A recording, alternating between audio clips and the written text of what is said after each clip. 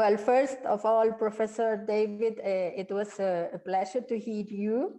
I think it is a very key issue you are analyzing, because all of us are very concerned about the future of humanity, of the planet, and of course, socialism is in our view as one of the possible and perhaps the only way we have to solve those challenges we are facing.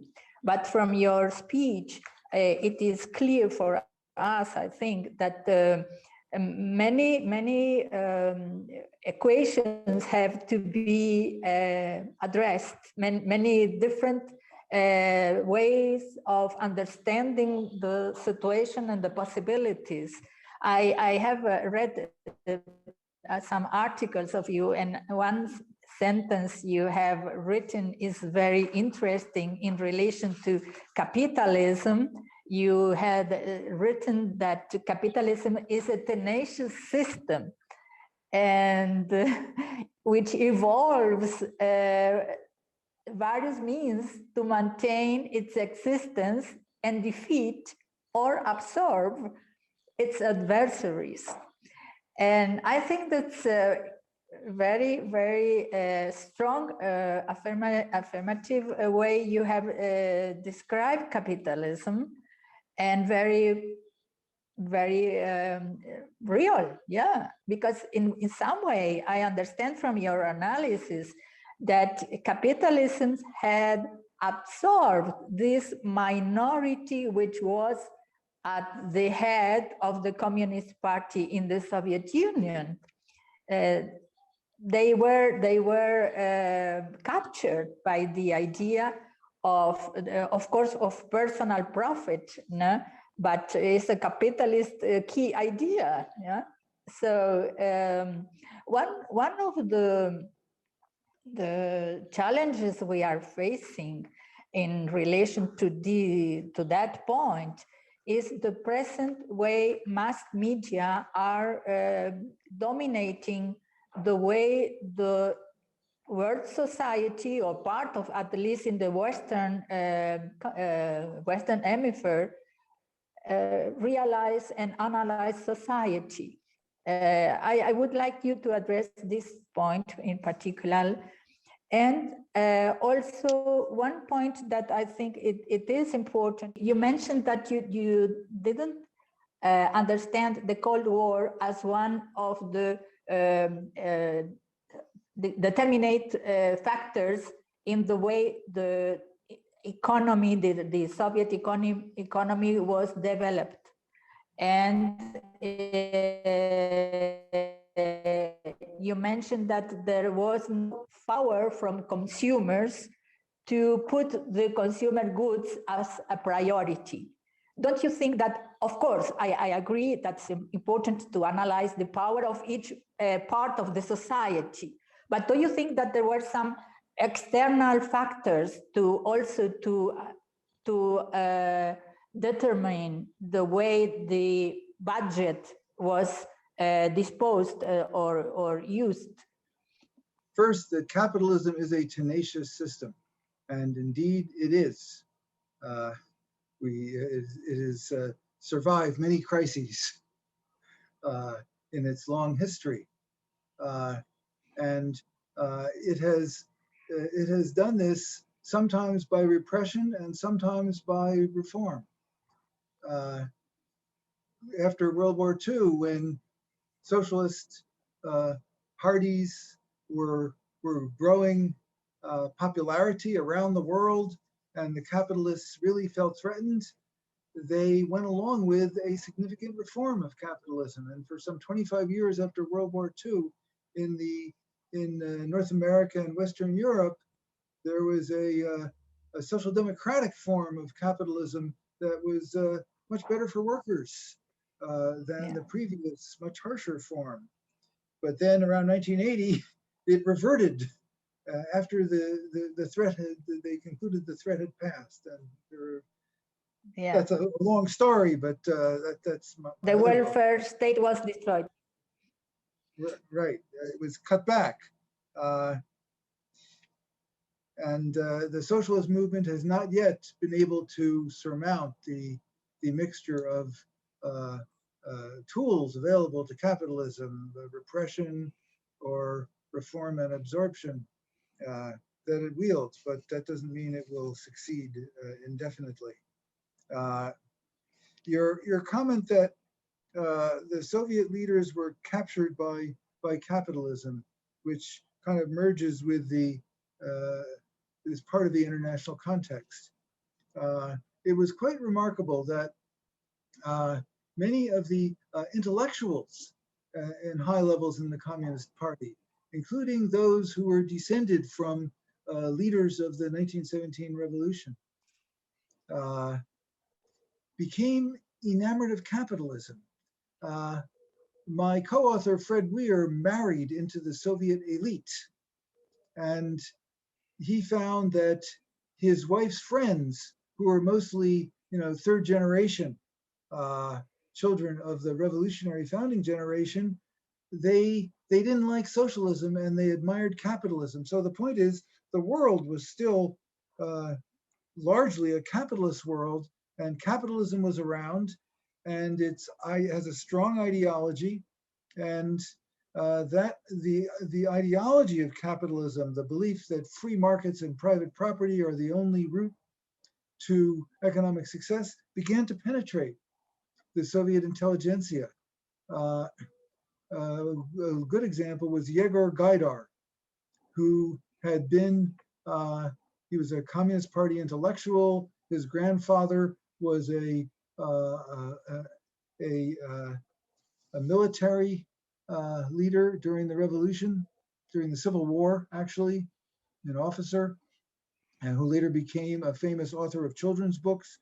And the grandson, Yegor Gaidar,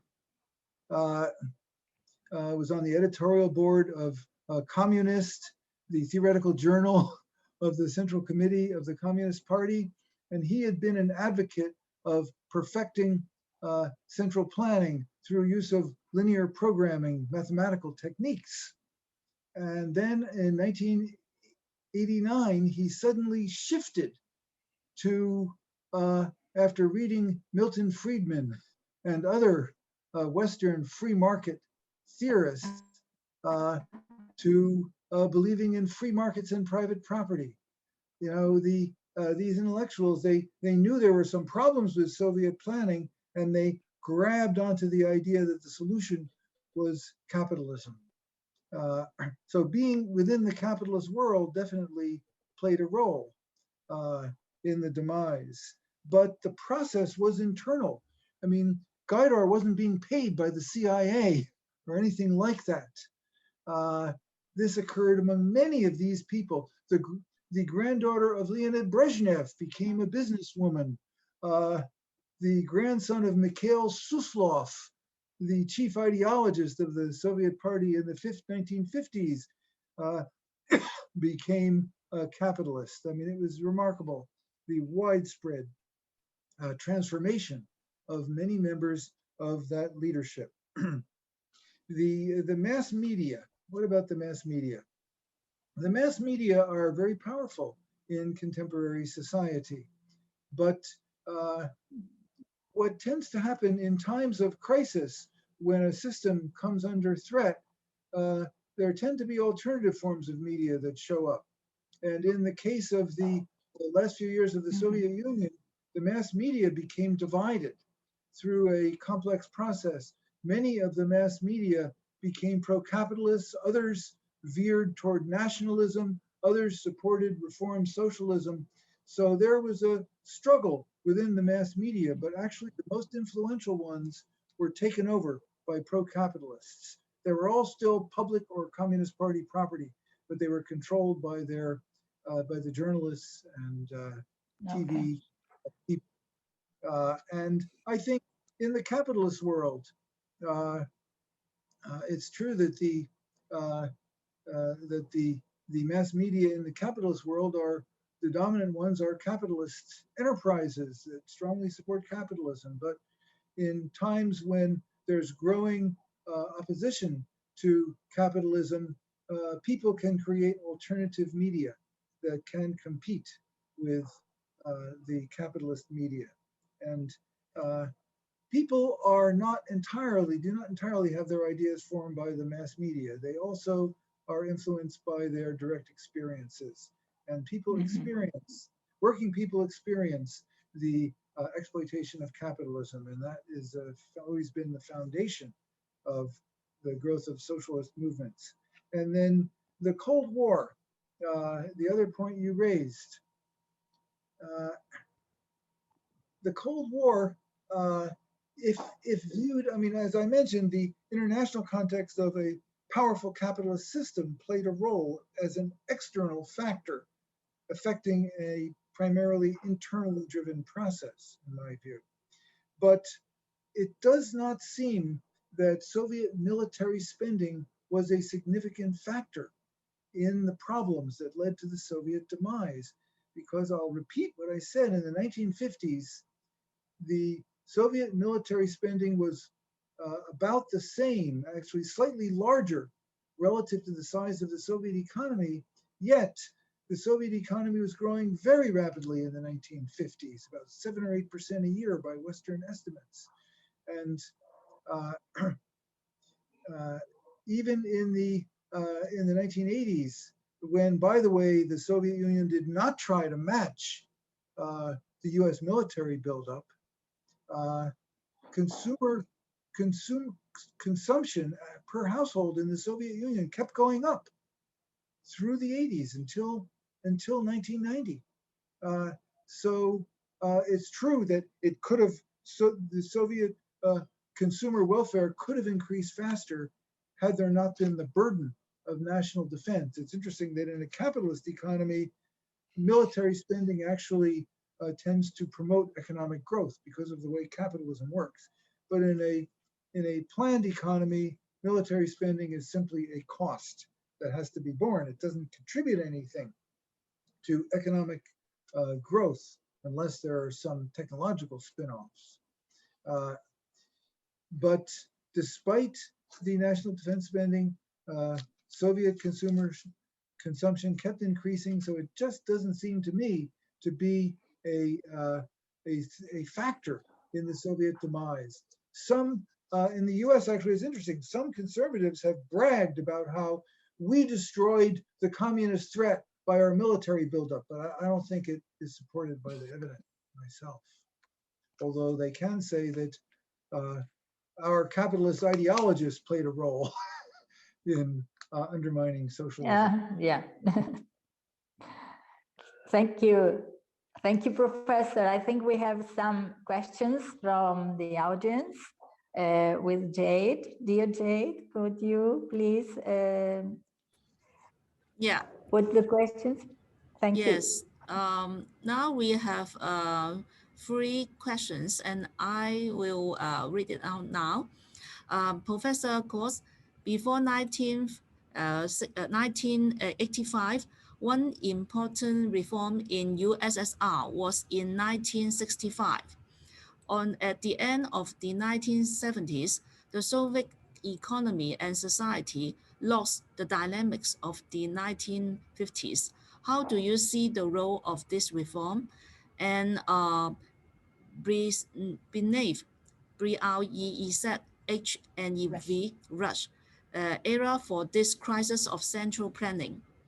And the other question, in general, the end of USSR was in 1991, but from 1990s to 1993, the legislators elected for Supreme Soviet state. There is a great fight between 1992 and 1993 in Russia, Ukraine, and other republics. The 1993 constitutional crisis was the peak of this fight. The end of fight between the reminiscent members of CPSU and the people against Yeltsin was the constitutional crisis of 1993. How do you see the connection of this process with the end of USSR and the transition to capitalism? Another question is, your outline of the serious flaws that you cited has the reasons for the demise of the Soviet Union. did not mention Khrushchev and his visionism. Visionism. What do you consider his role was? Yeah. Okay. So let me respond to these three very good questions. In the mid-1960s, there was a reform of the Soviet planning mechanism. There had been earlier reforms in the 1950s. It's not easy to operate a system of central planning in a large country. It poses challenges. Earlier socialists, before the Russian Revolution, thought that it would be a simple matter for working people to administer the economy, but it turned out not to be so simple. It is complicated. And the reforms didn't have any consistent direction in the 1950s, 60s, and 70s. The mid-1960s reforms that the questioner asked about involved an attempt to devolve some decision-making authority to the enterprises, to the enterprise level. And in the earlier Khrushchev period, there were attempts to have some regional decentralization. Then there tended to be, usually after such reforms, because the reform would itself generate some problems, there would be a tendency to move back and to move away from the reform. That happened after the attempted 1950s decentralization. There were moves to re-centralize, and after the mid-60s reform of more authority to the enterprises, that generated some problems. There were moves back. But despite this, the Soviet economy continued to grow rapidly, and living standards continued to rise in the Soviet Union through the mid-70s. So I don't see the pre-1980s reform efforts as having played a significant role in the eventual demise. Those reform efforts did not attack the basic problems in Soviet planning. They did not go, there was no attempt to really make the system more bottom up. The top leadership was fearful of really, of letting go of what they saw as their ability to run things at the top. And then when in the late 80s, when Gorbachev tried a more radical reform, I think the reform ideas as expressed in Gorbachev's writings and those of his allies, I think they had a good plan, or rather I should say a good diagnosis of the problem, as lack of participation by workers in the planning process, a inability of ordinary people to speak out, and I think the sequencing of the reforms was a problem. I think it was a mistake for the Communist Party to give up its power when they were initiating a radical transformation of the system, which was bound to bring economic disorder, and that disorder was bound to give political opportunities to the enemies of socialism. And since the Communist Party had given up its controlling power, there was no force in place to effectively combat those new rising sources of opposition to socialism in the Soviet Union. So I think they should have reformed the economy first before reforming the state. I think that was a big mistake. And then there was also the fact that when a pro-capitalist opposition arose, Gorbachev showed that he was not capable in the end of defending socialism. In order to overthrow socialism in the Soviet Union, Yeltsin had to continually break Soviet laws and violate the constitution. And Gorbachev was fearful of slapping him down. He was afraid that he would lose public support. There was a very interesting interaction between Gorbachev and the defense minister in the it was in around October, November of 1991, when Yeltsin was in the process of dismantling the Soviet system, but Gorbachev was still nominally the president of the Soviet Union. And he said to the defense minister, who was a top general, he said, if Yeltsin were arrested, it would solve a lot of problems. And the general turned to him and said, but Mr. President, if I did that without your explicit order, that would be treason. And then he looked at Gorbachev, waiting for the order, which he clearly wanted to carry out. And Gorbachev looked at him and said, well, I was only speaking hypothetically. Clearly, Gorbachev was hoping that this general would arrest Yeltsin, and Gorbachev could see what the reaction was. If it was popular, he'd take credit for it. If not, he'd denounce it and let him out of jail.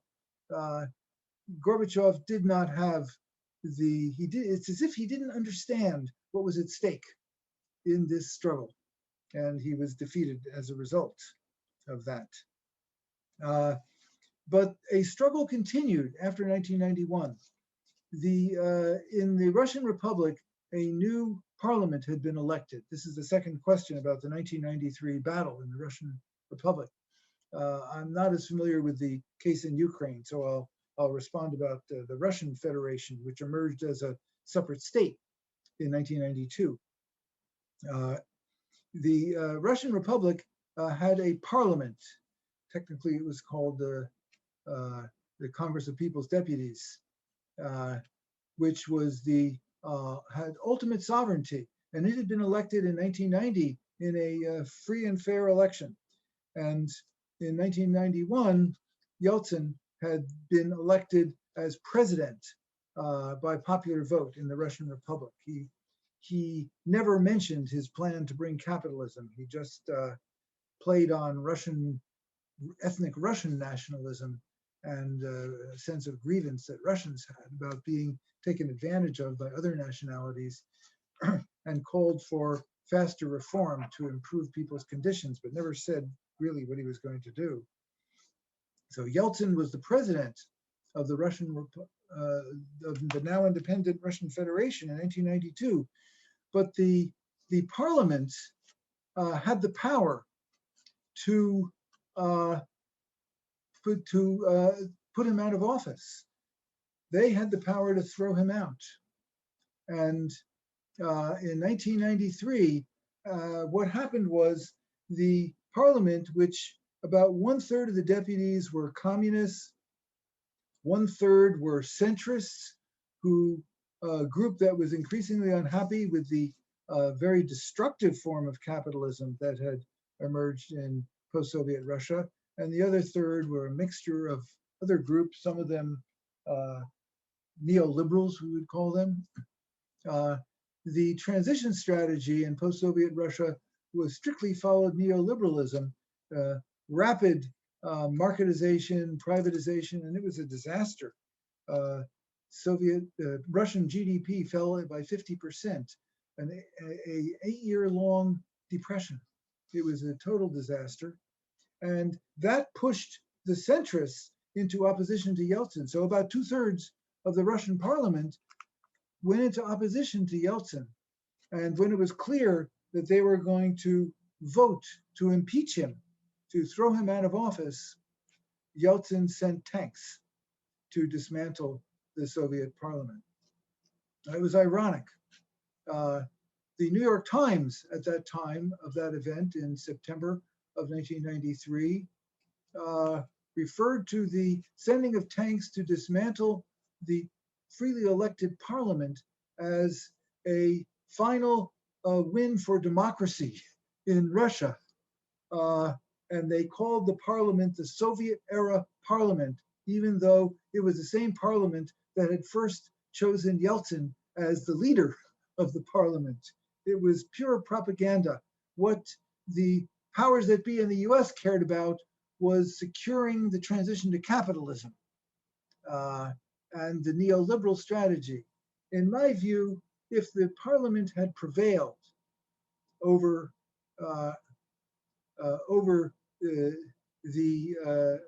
President Yeltsin, it's uncertain what would have happened.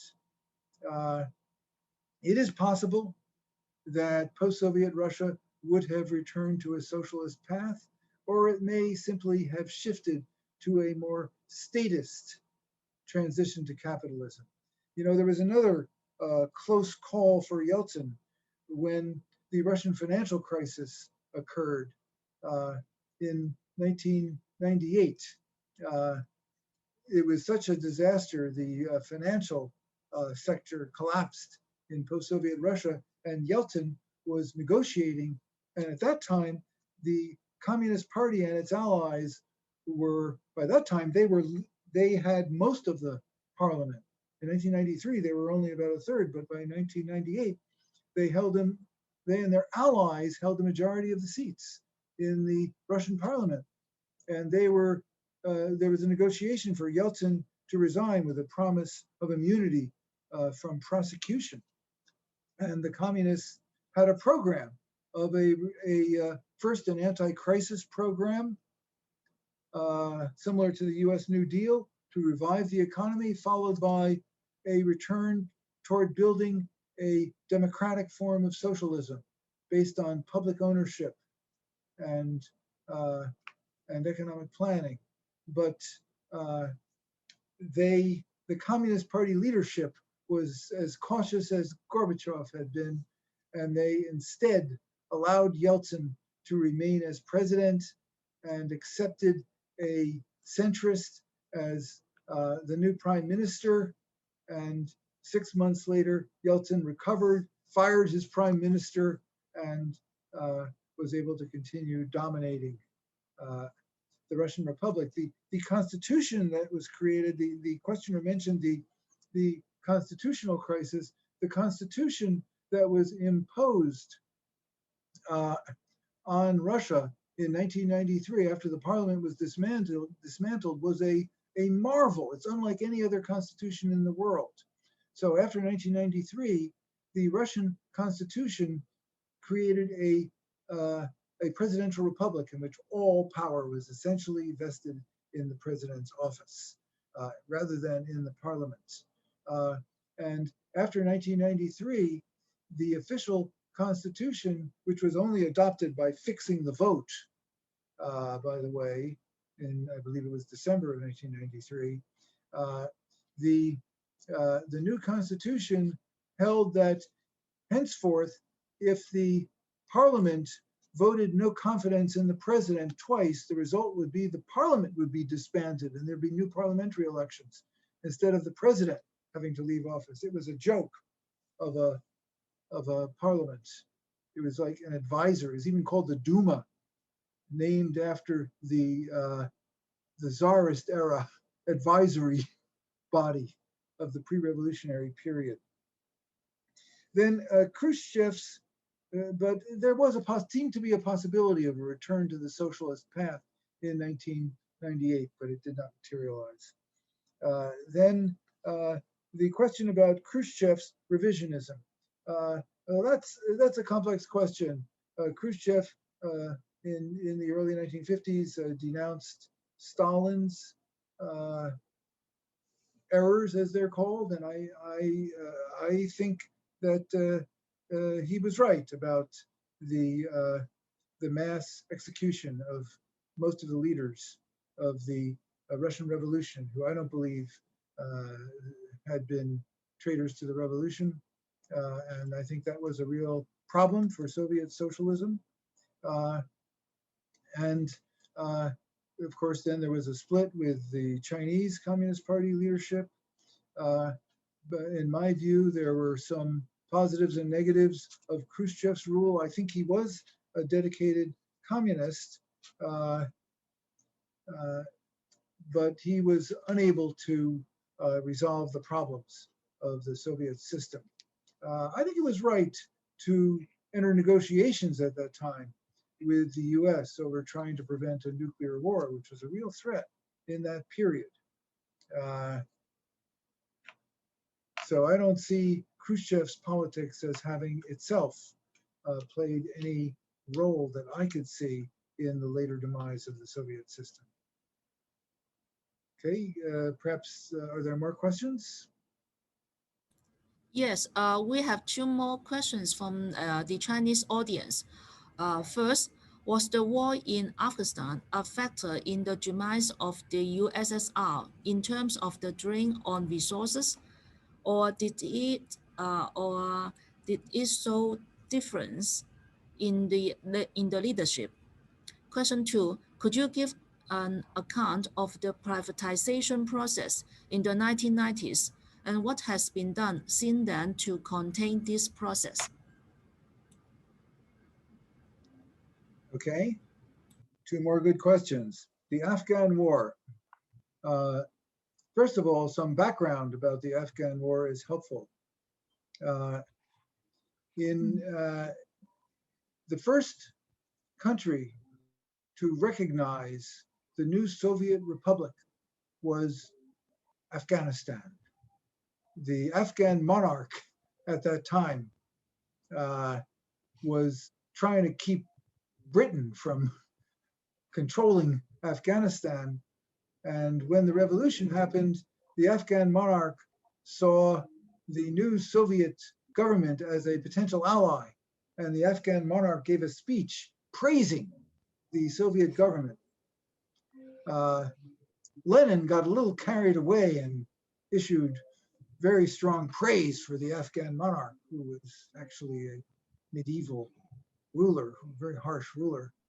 But ever after that, Afghanistan, which shared a large border with the Soviet Union, always supported Soviet positions in the United Nations and in international affairs, and the Soviet Union did not intervene in internal affairs in Afghanistan.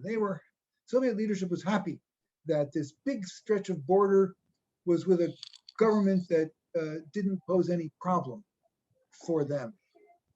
Then in the 1960s, some junior officers from Afghanistan who had spent time in Moscow getting an education were impressed by Soviet socialism. They went back and they seized power and declared they were going to build socialism in Afghanistan. My guess is that when Brezhnev was told what had happened, that these junior officers had seized power and were going to try to build socialism in Afghanistan, my guess is that Brezhnev's reaction was, they did what? I mean, the Soviet leadership seemed to be happy with the existing situation in Afghanistan. So for a few years, the new leadership in Afghanistan was very successful. They introduced many reforms. You know, women suddenly had rights to get an education. And there were many progressive reforms passed. And the the relatively small part of the population in Afghanistan that lived in urban areas was very supportive of the new regime. And you can find, there's a lot of evidence for this.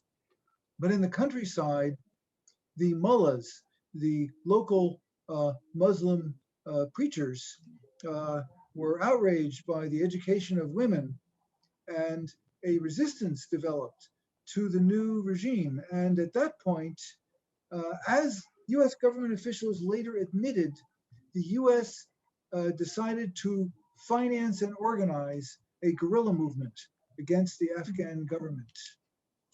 Later, US officials bragged about this. They decided, we'll give them a Vietnam on their doorstep. And the US created the Taliban to fight it and armed them with anti-aircraft missiles. But there was significant support in the countryside. Much of the population of Afghanistan, didn't like the new regime.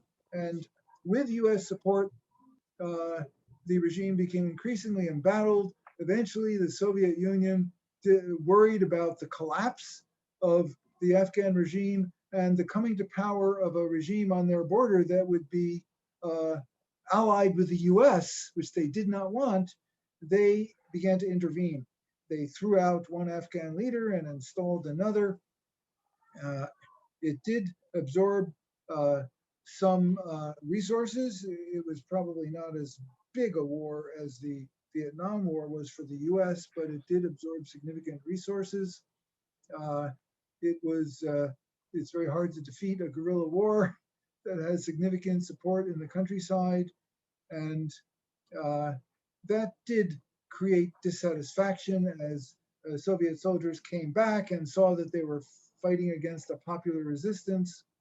So it was one factor that weakened support for the Communist Party. And actually what emerged in the late 90s was growing dissatisfaction with the Communist Party.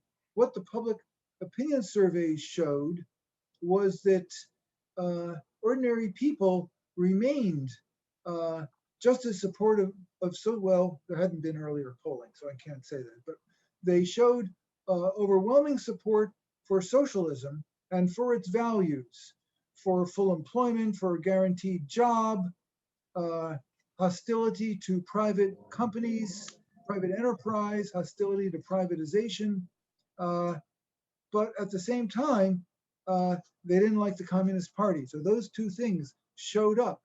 And the Afghan war was, I think, one factor that led to dissatisfaction with the Communist Party.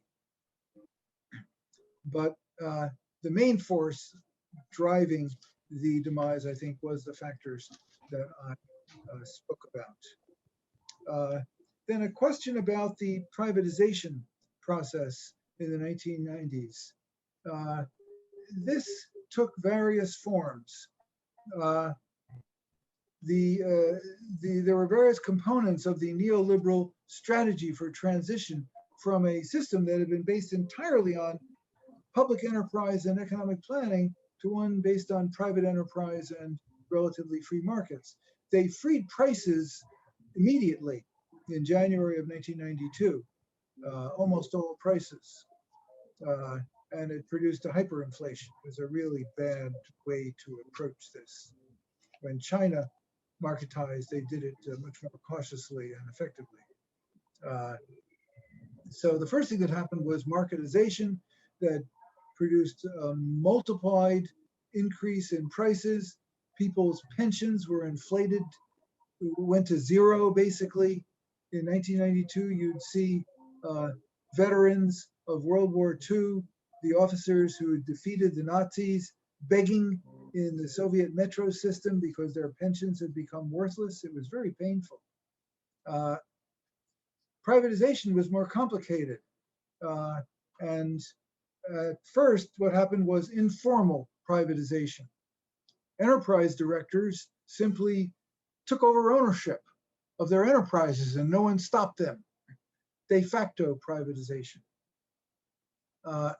Then there were a group of financial operators who had emerged mainly from the underground economy, the illegal underground economy, and some high-level Soviet officials became financial operators who speculated in foreign currencies, made large fortunes, and began to take over enterprises through unsavory means.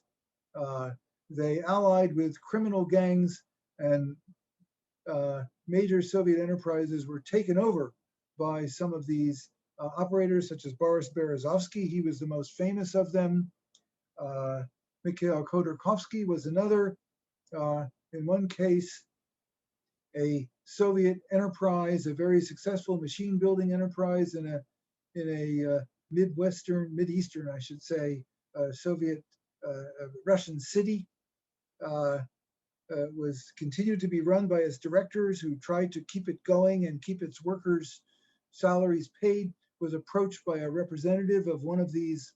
They came to be called oligarchs, and demanded that they begin to shift the revenues to his group, and the enterprise director refused. And a short while later, he got a phone call. He picked up the phone and he died instantly, not from an explosion, but from a highly sophisticated nerve agent that had been placed on the phone receiver, a nerve agent that would be available only to the Russian intelligence services. These oligarchs had retired members of the former Soviet intelligence apparatus who formed their security agencies. And then that group took over that enterprise. So that was another form of privatization. Then there was the official privatization, which occurred through distributing shares of the newly privatized enterprises to the employees. But the employees were on the edge of starvation. Wages were not being paid, and the shares were quickly bought up by either speculators or by the enterprise director. And so there appeared a highly concentrated form of private ownership of enterprises, and that has never been reversed. That's the way it is today. And this was, it horrified the population, but that was the process that the neoliberal restructuring unleashed. I interviewed one enterprise director in a small machine tool company in, it must have been around 1993 or 94, who wanted to upgrade his machine tool factory, but he he couldn't get financing, and was basically the only way that enterprise directors could make money from productive enterprises was to steal from them, to skim funds from them. The only enterprises that were genuinely profitable in the conditions produced by the neoliberal transition were raw material export enterprises. What had been efficient machine building companies were taken over, and their machines were sold for scrap, turned into warehouses for raw materials for export. It was a remarkable destruction of a highly industrialized economy, a huge step backward in the forces of production in post-Soviet Russia. We have more questions from the Chinese audience. One, what lessons have President Putin taken from the process of a Soviet collapse? Second, from China, we hear a lot about the Chinese side of the story of the split between USSR and China in 1960. How was this viewed in USSR? Were there differences in the leadership about the relationship with China? Just now, Professor KOTZ mentioned a 1998 experiment to return to the socialist path. Could you tell us more? How did Putin manage to come to power, and what are some of his key moves on privatization and nationalization? It appears that Putin was not happy with the Soviet collapse, but he was a lower level official and couldn't do anything about it. He went back from Germany, where he'd been posted as an intelligence agent, to Leningrad, now renamed St. Petersburg, and became an official in the St. Petersburg government. When Putin came to power, he represented forces that wanted to restore order. Yeltsin's period of rule from 1992 through 1999 was one of extreme disorder. The oligarchs, funded Yeltsin's re-election campaign. In 1996, the Communist Party would have defeated Yeltsin in the presidential election. There were still relatively free elections at that period, and it looked like the Communist Party was going to come back to power in 1996. But the oligarchs financed Yeltsin's re-election campaign, and they used both the power of the office of the president and a series of dirty tricks to prevent the communists from coming back to power. For example, Yeltsin's campaign created fake Communist Party programs that called for arresting large numbers of people who disliked the Communist Party. And one Yeltsin campaign aide bragged that we were so effective at creating fake Communist Party programs that eventually the Communist Party officials weren't sure what their actual programs were.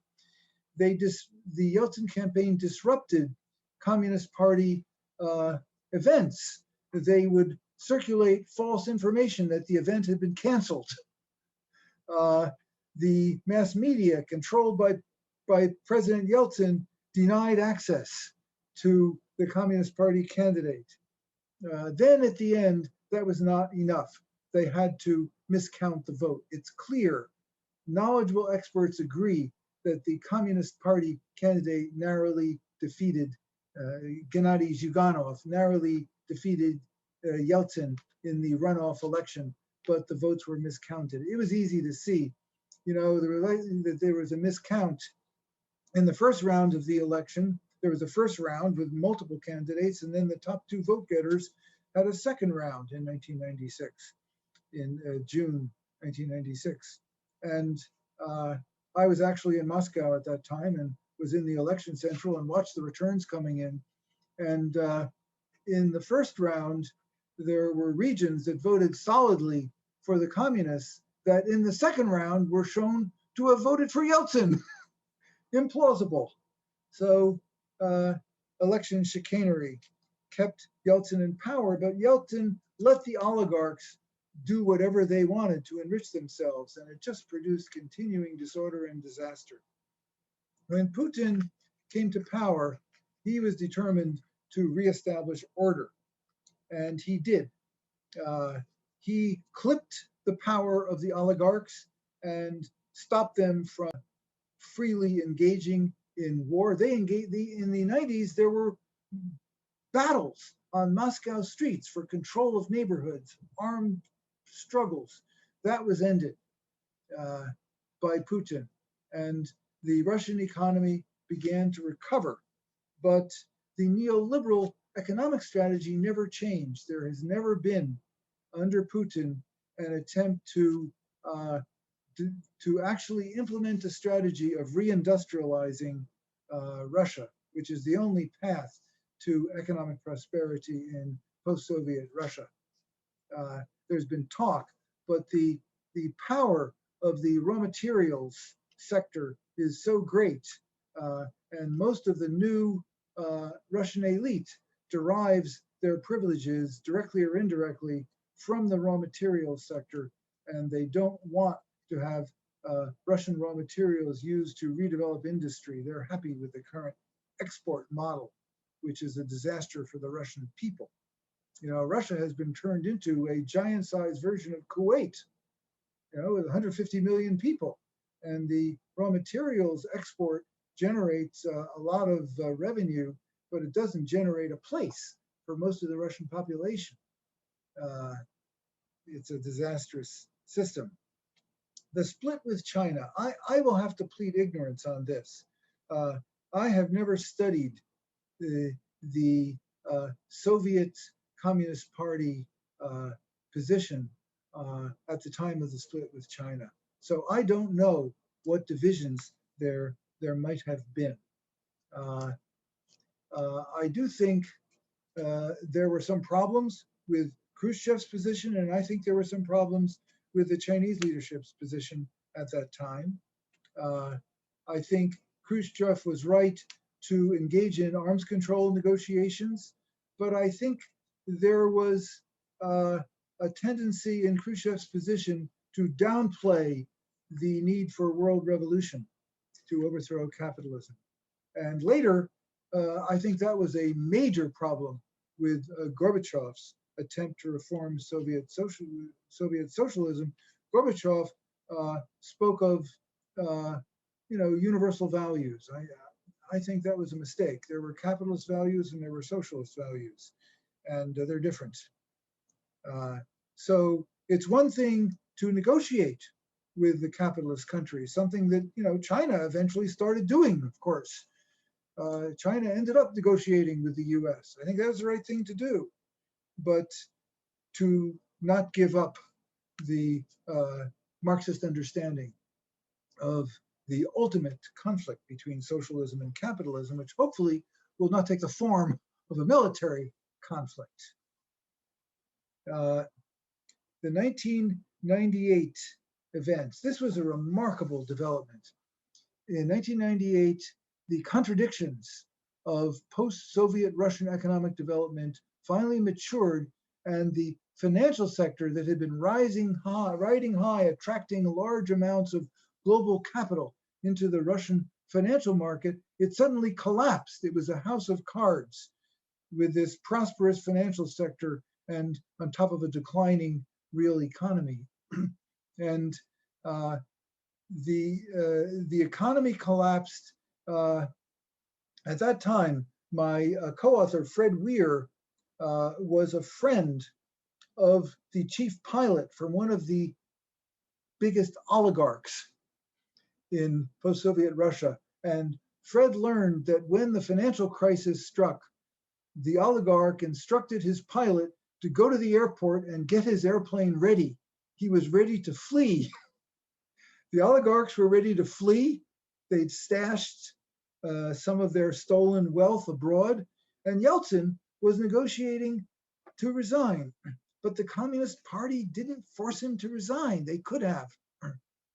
Zyuganov, the leader of the Communist Party, agreed to a compromise with Yeltsin staying in the presidency, but accepting a centrist as prime minister. I'm blocking his name. It's in my book. Maybe someone can put it in the chat who remembers the name of the new prime minister. And a Communist Party official was made the second in charge of economic policy. And for about 6 months, the government attempted to begin a reindustrialization, an anti-crisis program in Russia, and there was a beginning of economic recovery, but Yeltsin recovered psychologically as well, and there had been no change in the power held in the president's office. He fired the prime minister, installed his own person, and that was the end of that missed opportunity. Just a minute. Primakov, thank you. You know, when you reach a certain age, your memory for names does not improve. Primakov was the centrist prime minister. Thank you, I appreciate that. From Ashley Dayman. It's in my book, but I blocked his name. Okay, last, there's an extensive coverage in the second book, Russia's Path from Gorbachev to Putin, of how Putin came to be the successor president to Yeltsin. Yeltsin had decided to resign, and he was very worried about prosecution after he resigned for his many problematic acts. And he named Putin as his successor. There's a lot of speculation about why he named Putin. One theory is that Putin had been working in a branch of the central government that administered the remaining state-owned property. It was viewed as the most corrupt institution in the Russian government. And so one theory is that Yeltsin had some compromising information on Putin that he could have made public if Putin turned against him after being named the president. But that's just speculation. In any event, he had appointed Putin as his prime minister, and at the end of 1999, he endorsed him. He resigned and made him the temporary president. And at first, Putin was not very popular. He wasn't very well known. He was able to establish an identity as a powerful defender of the security of the Russian people. At that time, in Chechnya, which was a part of the Russian Federation, there had been an on again, off again independence war Chechen separatists. And some Chechen separatists had planted bombs in Russian military facilities. Well, in the election period leading up to the presidential election that would formally choose the official successor to Yeltsin, there was an apartment bombing in a working class apartment building. And all the evidence showed that it seemed to be done by the FSB, the successor to the KGB.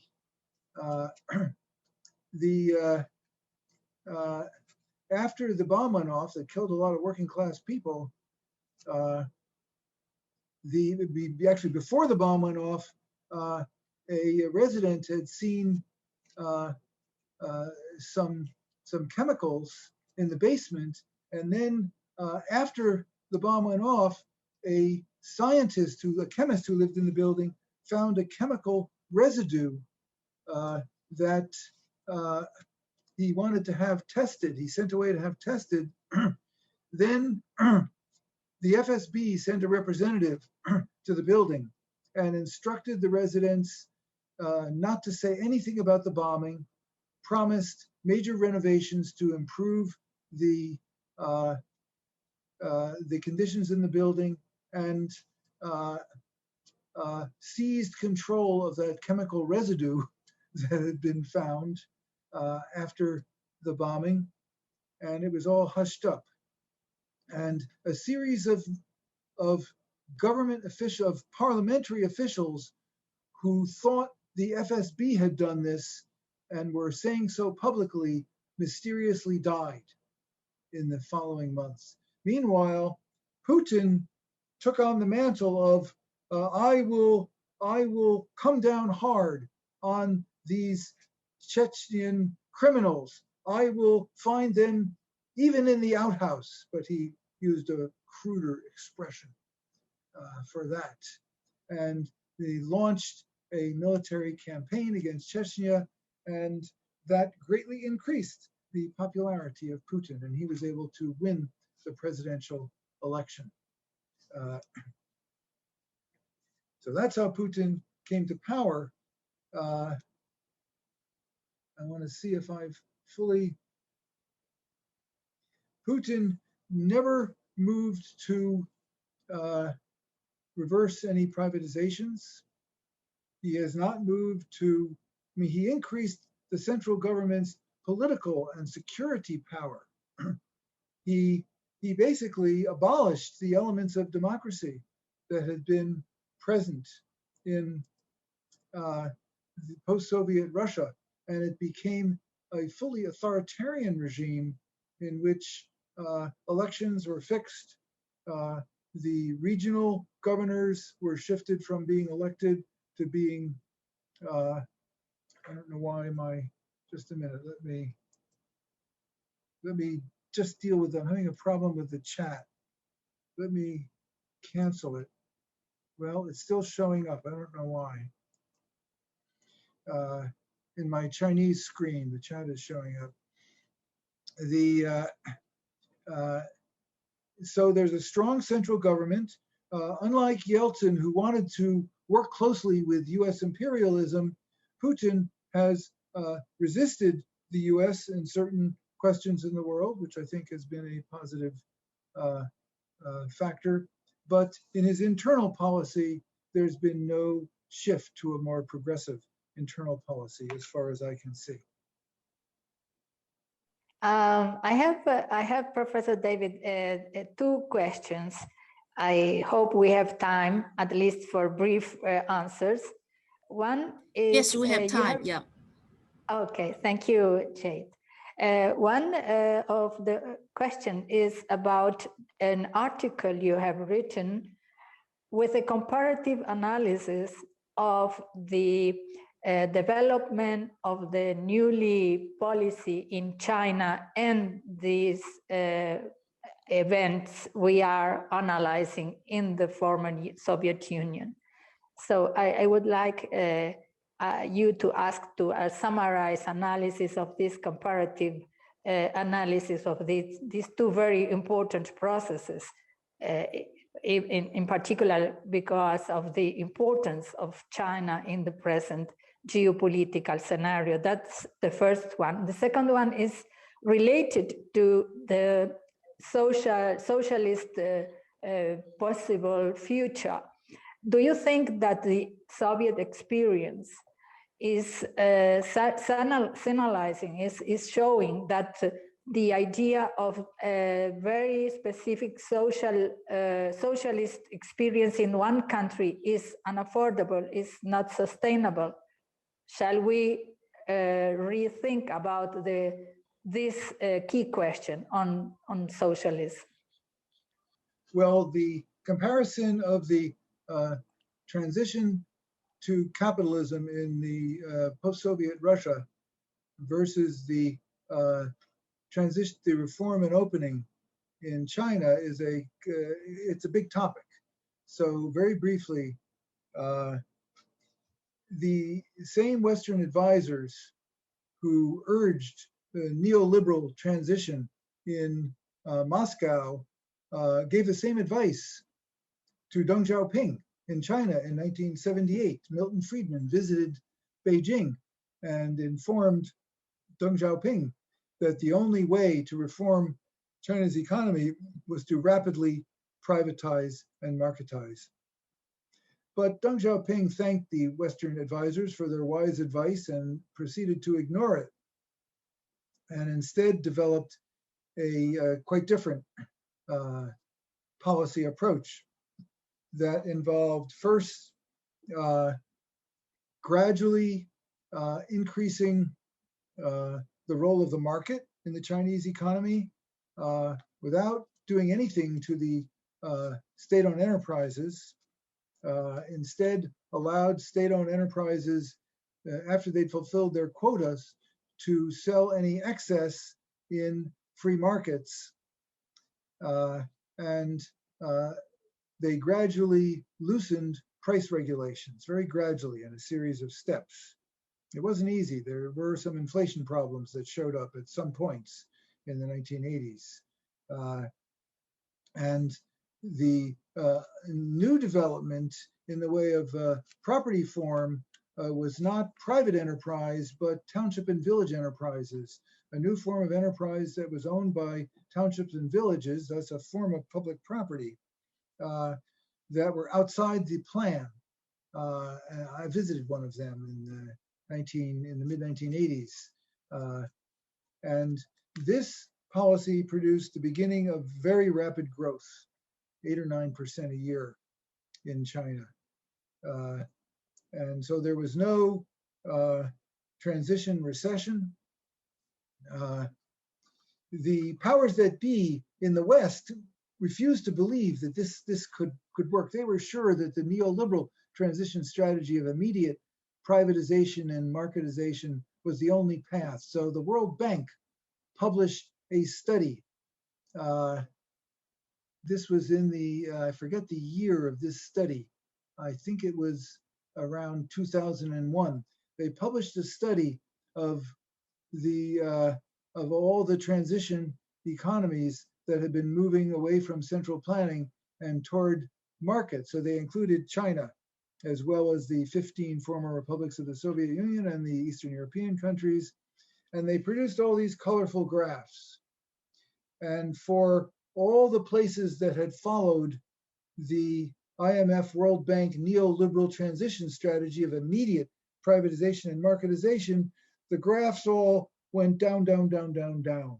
You know, output fell, huge recessions. For China, the graphs went up, up, up, up, up. And what was the conclusion of this report? That the only effective strategy is the one that the IMF and the World Bank have been recommending of immediate liberalization and privatization. They said, if China had only followed that policy, they would have grown even faster. That China's growth was the result of favorable initial conditions, despite the bad policies. There was, by the way, one of the 15 former republics, Uzbekistan, that did not follow the neoliberal transition strategy. It was run by a person who spent his career in Gosplan, the central planning agency, and he knew that the neoliberal strategy would be a disaster. So Uzbekistan followed a gradual transition strategy, and Uzbekistan had the smallest initial recession and was the first of the 15 republics to reach its pre-transition level, which gave rise in World Bank IMF circles to what was known as the Uzbek growth puzzle. How could it be that Uzbekistan failed to follow our wise advice, yet turned in the best growth performance? A mystery in their way of thinking. China, of course, has continued to grow rapidly, although I do think the growing role of big private enterprises in China starting in the 1990s does pose a potential problem in the long run for Chinese socialism, since there's now a capitalist class of China that's quite wealthy, and if Marxism is to be believed, then we know that capitalists are not really fond of socialism if they had their preferred option, and this does represent a potential challenge to the future of socialism in China. No socialism in one country. Well, that's an old idea. And, you know, the transition from capitalism to socialism all over the world at one time would be very nice, but it's not going to happen because that's not how such transitions occur. The world today is divided into nation states. Economies depend on political power.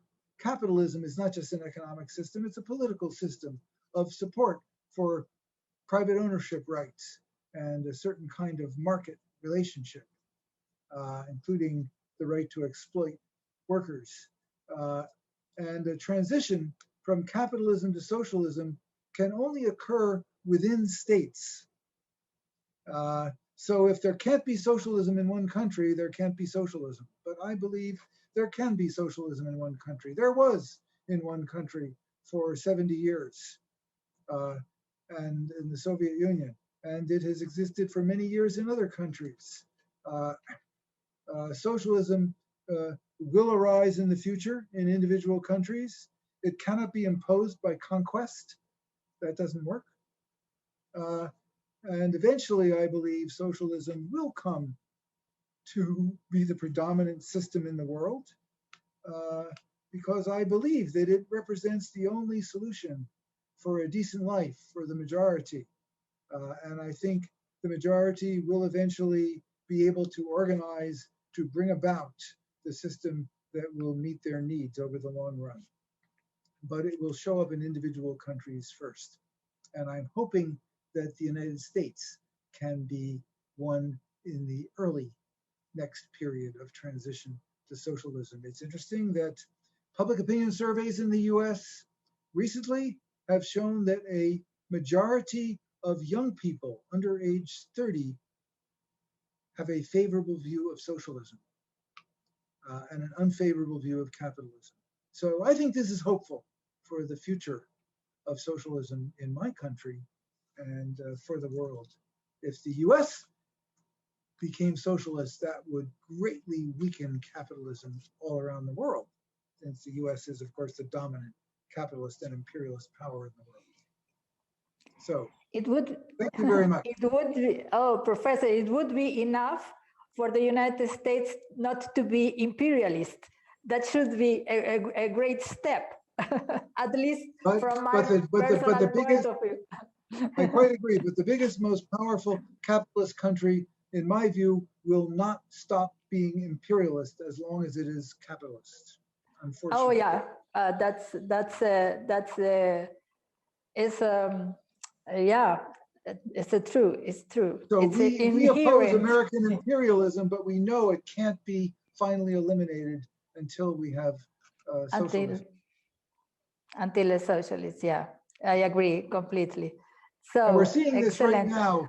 We're seeing this right now in the Biden administration's move to the left in domestic policy, Yeah, while it moves to a more aggressive imperialist stance internationally. Very unfortunate. internationally. Very, yeah, We're resisting absolutely. it. We're resisting it here, but it's difficult. We still Yeah. have two questions.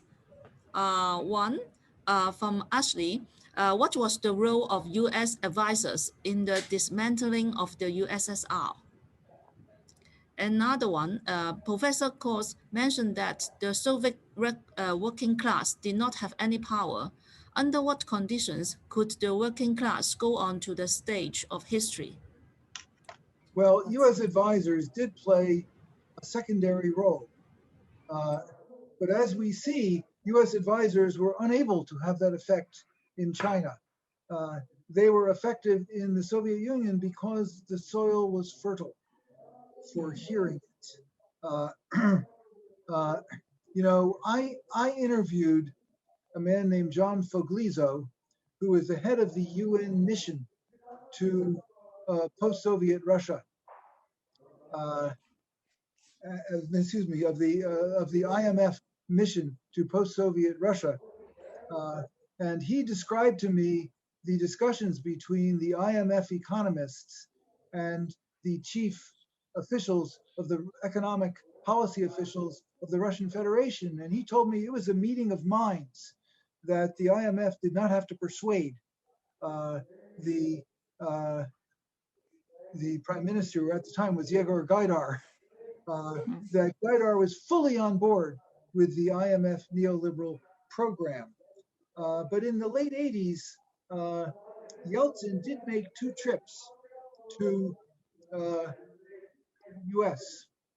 And the first one, interestingly, was financed by a counter-revolutionary Cuban organization based in New York City, which made a very wise investment in Yeltsin, since after Yeltsin came to power, of course, Russia cut off support from Cuba. And one can only assume, it's not known yet what happened, you know, what discussions Yeltsin may have had with US advisors during that visit. It is known that the US military plan for what to do after defeating the Soviet Union in a war was to divide it into its 15 separate republics as separate states. That was the US military plan. Perhaps the US advisors recommended this to Yeltsin, which is what he did. But Yeltsin was quite clever politically. I don't think he needed advice from US advisors. That was his talent. He was very skillful at devising a strategy for getting to power. He was not skillful at wielding power once he had it. He was terrible at that, but very skillful. So I think he may have gotten some advice. It might have confirmed what he was thinking, might have given him some ideas, but I don't think it was a decisive factor. And the fact that the advisors tried to determine China's course and failed. So there was something internal in the Soviet case that enabled the US advice to find friendly ears. How can the working class come to power? This is the big question. The working class has come to power in a number of places in the world through revolution. The Russian Revolution was made by the Russian working class, by workers, soldiers, sailors. They were the ones that essentially made the revolution under the leadership of the Bolshevik wing of the Russian Social Democratic Party. And initially, the workers took over their factories. A system was set up which appeared to include the Soviets, which is a Russian word for council. They were workers' councils. That was supposed to be the basis of the Soviet state, these workers' councils. But I think what happened was the Communist Party leadership, once they were in power, they were running the state. And the Civil War, unfortunately, decimated the Russian working class. Many of the workers left their factories to fight in the Civil War. Many were killed. It was a very bloody civil war. And they faced foreign intervention. They faced representatives of the Russian property class that mounted a military offensive against the new regime. And so it was natural to have power concentrated in the state, the top of the state in Moscow, to defeat the enemies. But by the time the Civil War was over, I think it's hard to give up power once you have it. And the top leadership, gradually, what had been under democratic centralism, at least the larger top leadership group debated policies and voted on them in the early years. But gradually, the power was centralized in the top leader. And I think that's a problem with the armed revolution, which tends to produce a period of chaos in which power tends to gravitate to the top leadership. When a revolutionary party is struggling to overthrow a repressive regime, there is significant informal bottom-up power, since if the leadership doesn't have a following, they won't get anywhere. But once they get the state, then it's hard to make a transition to a democratic form. So I don't know the answer to this question, but I think socialist movements around the world have to work out a means of transition to socialism in which the power of working people and the population as a whole will be very quickly institutionalized, so that the leadership is responsible to the masses of people. This problem has not yet been solved in socialism adequately. I think, frankly, that a future socialism, I don't think copying bourgeois democracy is the answer, but I think there must be independent mass media, not mass media owned by capitalists, but mass media that present a variety of views that can be a watchdog on the government and point out problems. How can you have a genuinely democratic form of socialism if the population is not informed about how the leadership is performing and the results of their policies? So I think a future socialism, it has to be, I think a transition to socialism cannot be gradual. The capitalist class must be expropriated. As long as they're there, they will resist, and they will be successful if they're allowed to keep their wealth. So there has to be a relatively rapid transition. That doesn't mean it can't be peaceful.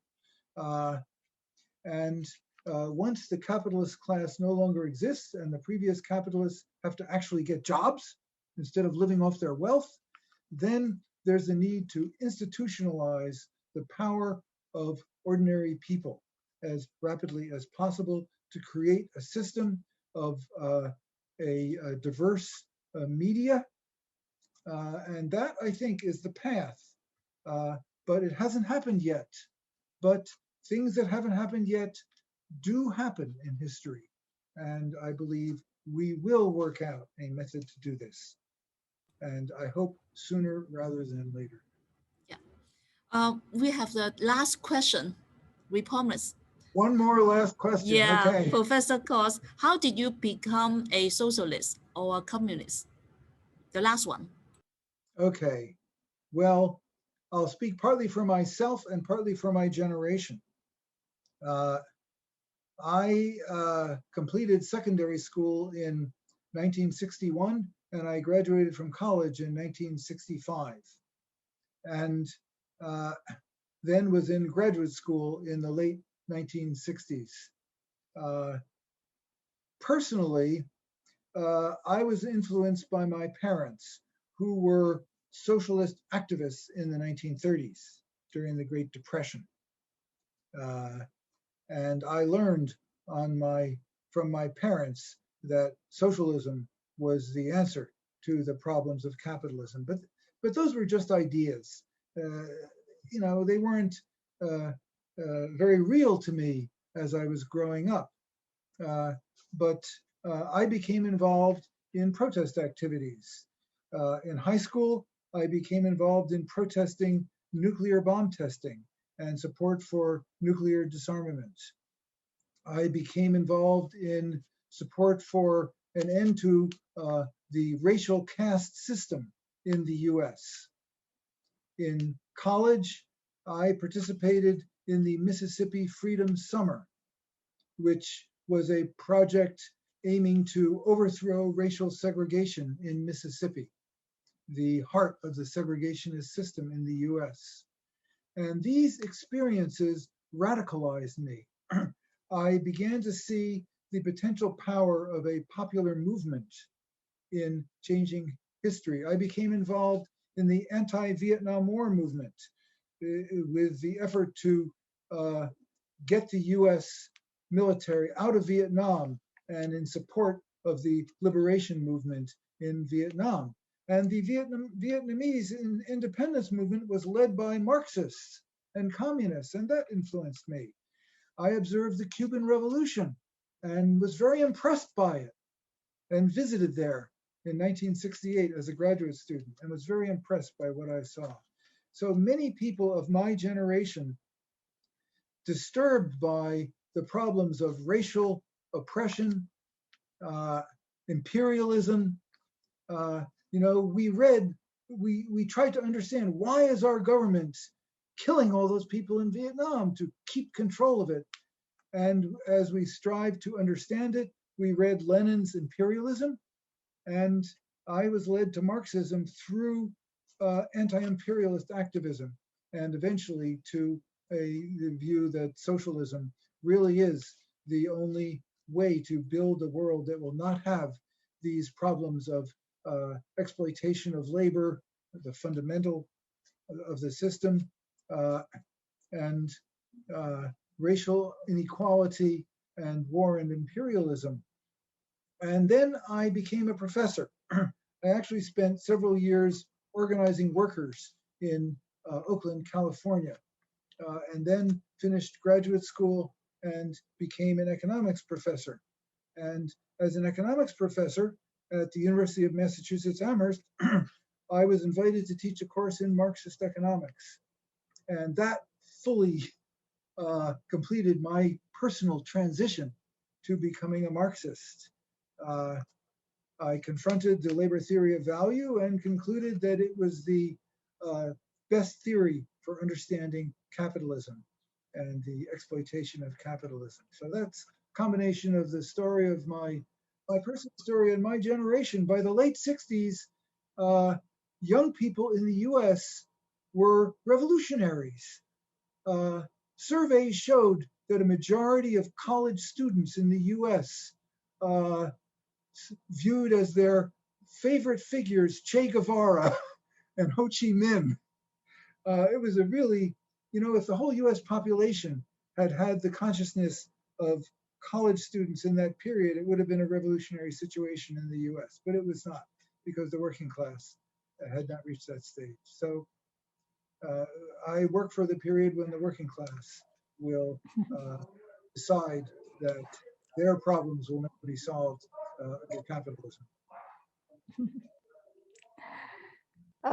have a new younger generation experiencing the same process because of the ways that neoliberal capitalism is oppressing them through unaffordable education, etc., declining living standards, no good jobs available. So, thank you very much. Yeah, Professor David, it's a pleasure to hear you. You inspire us with your experience, your personal experience, your coherence, which is not very common in many academic circles, at least in our countries. And I identify myself as a member of the same generation, I think, and from the South, but we also have had those inspiring examples of Ho Chi Minh and Che Guevara and many others. And the cycle of dictatorships in our countries, in Brazil, Uruguay, Argentina, Chile, and Central America. That was also a very hard lesson, an inspiring lesson, even though very hard and very dangerous period. But so a great pleasure. You have put some very key questions that we might think about if we are aiming, as I am sure we are, to build a different society, a socialist society with justice, with democratic institutions, and in the same, you describe it, not the liberal democratic institutions which are failing in all over the West, at least. So Jade, from my side, I will repeat that I was very honored to be invited to moderate with you this session and to participate in this brilliant lecture of Professor David KOTZ. I have learned a lot. It was a privilege, and I hope we can receive you, Professor, and of course you too, Jade, at our university in any time. Thank you very much. A great pleasure. And thank you again. Yeah, thank you.